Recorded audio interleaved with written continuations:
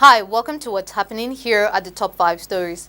At number 1, while following up with investigations, soldiers, police personnel and vigilantes are currently tracking the abductors of at least 31 train passengers who were kidnapped from the Tom Ikimi Train Station, Igueben, Edo State on Saturday. Recalling, Edo State Police Command had announced that an unspecified number of travelers waiting to board a train from Igueben in Igueben local government area of the state to Warri in Delta State were kidnapped by the suspected herdsmen. The incident is coming 10 months after bandits attacked the Abuja-Kaduna train service, killing 14 passengers and abducting 65 others. They were released after spending months in captivity and paying ransoms. At number 2, Minister of Justice and Attorney General of the Federation, Abubakar Malami, has denied any link with a so-called disbursement of United Nations grants.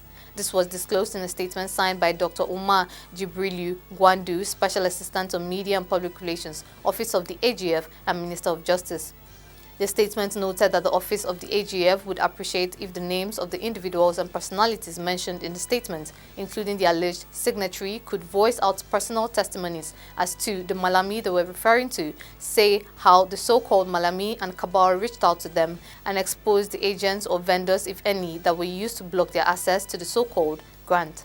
At number 3, the federal government has concluded plans to proceed with the second phase of the prosecution of Boko Haram suspects currently being held in a military facility at Kainji, Niger State. The Solicitor General of the Federation and Permanent Secretary of the Federal Ministry of Justice, Beatrice Jedi Abba, who stated this on Sunday, said extensive plans and preparations have advanced for the resumption of the trial, which she said would hold in military facilities. She said the federal government is taking steps to reconfigure the military holding facilities to make it adaptable and conducive for recommencement of trials. At number 4, operatives of the National Drug Law Enforcement Agency have arrested 11 suspects in interdiction operations that led to the seizure of almost 4 tons of skunk in Kaduna, Kano and Lagos states. The operatives also thwarted attempts by elements of organized criminal groups to use various disingenuous modes of concealment to import consignment of illicit substances into Nigeria and export same to the United Kingdom and United Arab Emirates through the Murtala Mohammed International Airport, Ikeja,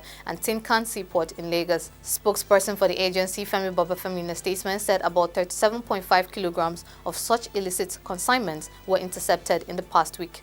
At number 5, China lifted quarantine requirements for inbound travelers on Sunday. The first people to arrive expressed relief at not having to undergo the grueling quarantines that were a fixture of life in zero-COVID China. In Hong Kong, where the border with mainland China was reopened after years of closure, more than 400,000 people were set to travel north in the coming 8 weeks. Recalling, Beijing last month began a dramatic dismantling of hardline zero-COVID strategy that had enforced mandatory quarantines and punishing lockdowns. That's all for now. See you next time on What's Happening.